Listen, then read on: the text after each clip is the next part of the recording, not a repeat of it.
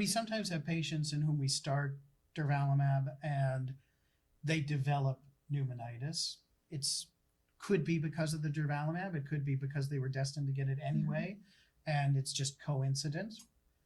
Our standard treatment for pneumonitis is time and steroids and oxygen as needed. And typically, if it's more severe, we would also stop durvalumab. If you have a patient who recovers after tapering steroids after 2 months, and say they were 3 months into their treatment at that point, are you inclined to resume the durvalumab, or do you just leave it at that point?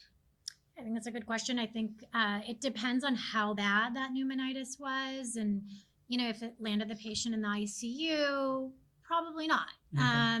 If it was a little bit of a milder case where they got started on steroids, improved rapidly, you were able to taper them off within a month, it's a conversation. I do worry a lot about the pneumonitis and the potential for retreating and then having another episode of pneumonitis, in which case you may not necessarily be as lucky, where they respond right away to steroids. And so I tend to, I think, not pursue it as aggressively, that once the patient's developed pneumonitis. If a patient's really gung-ho and wants it, well, again, it's kind of that shared decision making, but it makes me a little bit nervous. And I think that the studies have shown that patients who develop it, on durvalumab, and if you re-challenge, that they're at a somewhat higher risk of having it again. And so that piece of it, I think, is what makes me nervous about restarting or re-challenging.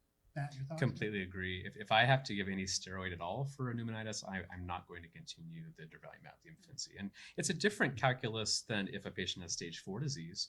Again, in stage 3, maybe we've cured them with chemoradiation and the durvalumab was superfluous.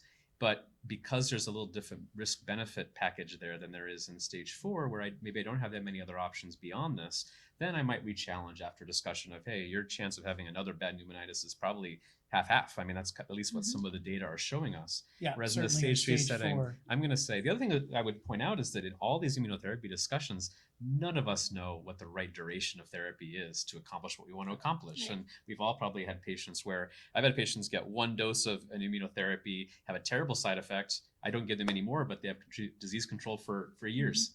But other patients were after 2 years, then they recur as soon as I stop. So a year is already a little bit artificial because we have to have rules. But it's a circle around the sun. So exactly. There you go.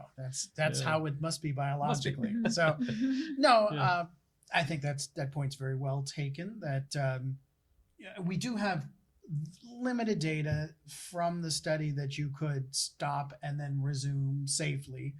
The patients who stopped after a shorter period seem to get very comparable benefit to the patients who didn't. And in various immunotherapy trials and settings, largely looking retrospectively, the patients who had more significant side effects do seem to get at least as much benefit, if not more, perhaps because that is a representation of a very active immune function. But much more to learn about this. And I agree, if you had somebody who improved dramatically and stopped, was able to taper steroids after the first month of durvalumab, it's one thing versus getting through 10 months and deciding at that point. But it adds up. And I think that that's something we need to learn more about.